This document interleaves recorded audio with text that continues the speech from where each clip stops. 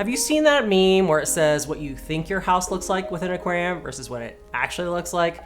So true. When I asked you guys what is the main thing that keeps you from enjoying your aquariums, no room was one of the top answers. So today we're going to talk about how to save space, maybe tidy up everything so that you can have that beautiful looking fish tank environment while still living in a bedroom, apartment, or maybe cubicle. Hi, my name is Irene with girltalksfish, here with practical tips for busy fish keepers like you. And number one on the list is having an aquarium stand. Now, I know not all of us are gonna have the luxury of having a dedicated stand. Maybe you have your fish tank on a dresser or a bathroom counter, but if you do have one, try to pick one with shelving or better yet, cabinets. Nobody wants to see all your messy, fish nets or airline tubing.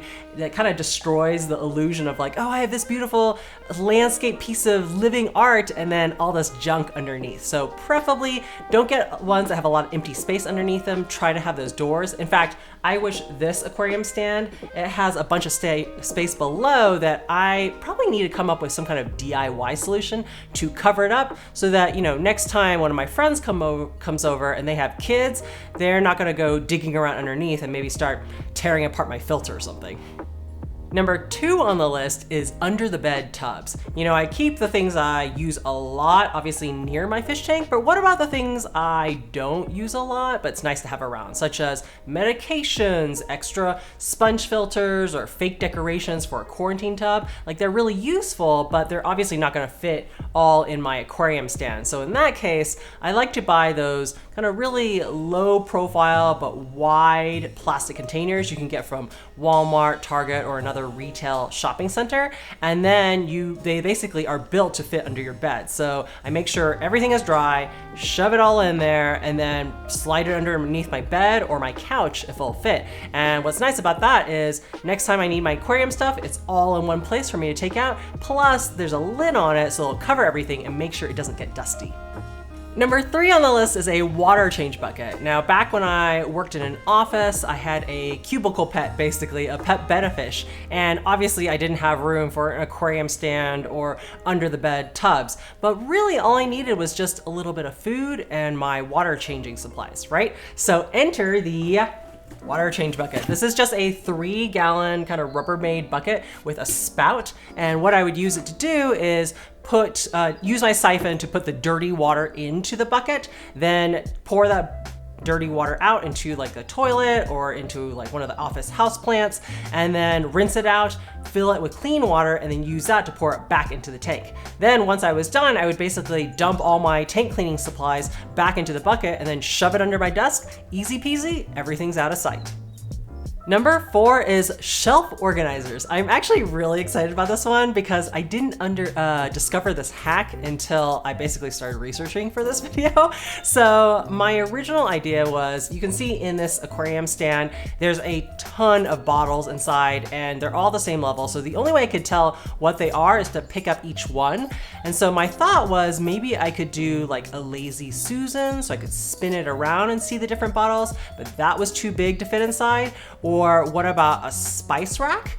But again, that was too big, and then the shelves were too narrow for the bottles of fertilizer I had. But then I came up with a DIY solution to use these makeup trays that go inside of drawers. And I'm actually going to turn them upside down. So they're stackable.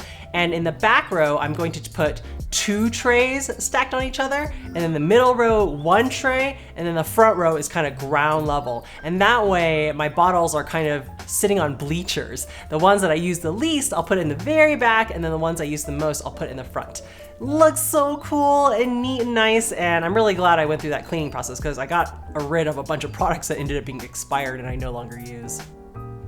Number 5 is a siphon hanging rack. Now, I don't know about you, but I'm a little bit of a siphon hoarder.